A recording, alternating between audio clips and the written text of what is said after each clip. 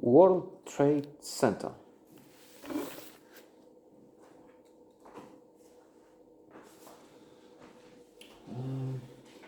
As the movie unfolds, we're introduced to that day, 9/11.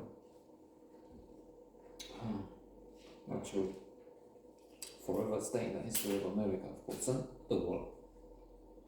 We see people going about their usual business. That's, of course, before the attacks. In the train, going to work, and I thought, as I don't know, maybe everybody else does, when this is mentioned, they think of that day and where they've been. I think also in some other movie this is mentioned. Where have you been? What were you doing? And as it happens, we were a world apart, not just in terms that we're here, this land of opportunity, the Wild West, near the Ukraine. Oh, I'm sorry, last night the dictator ordered special operations, so we have to see if there is an Ukraine to speak of at this point. Maybe it's the region of whatever they call it, Putinika or something, to commemorate the dictator, to have him remembered by descendants. And who knows what's next? As the former General Secretary of NATO was saying last night, I happened to come across his interview with some anchor. He will not stop there. That's appeasement. History teaches us. Hitler. Okay, let's give you a piece of Czechoslovakia. Sudetenland. Did he stop there? Of course not. He was encouraged to go ahead, and then we know what happened. Take more. So, Baltic states, this place, I mean, we had communism brought by them, and will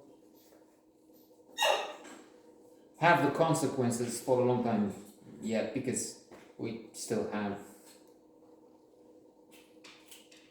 a lot of power with a party, Red Plague, which descends from communism. Let's just try and return after this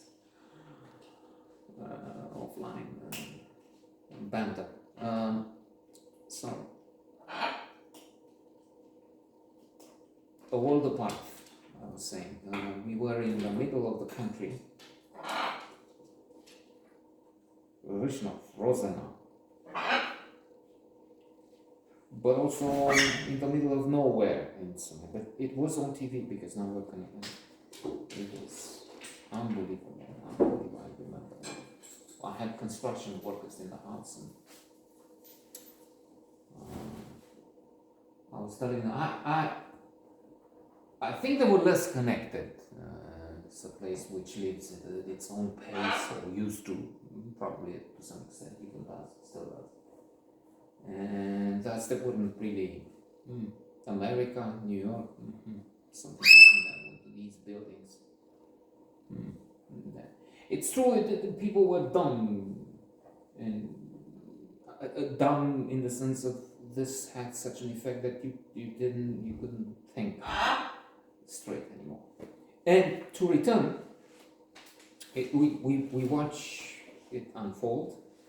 There's Nicolas Cage, an actor I used to like so much, like most cinephiles. It's wild at heart, leaving Las Vegas. But then over the past 2 decades, and besides, I was talking with someone involved in making movies here, and he came a few times because he does 100 movies a year, I don't know, and obnoxious, arrogant. So there's this bias. Whenever I see him now, I just know the film is going down a lot.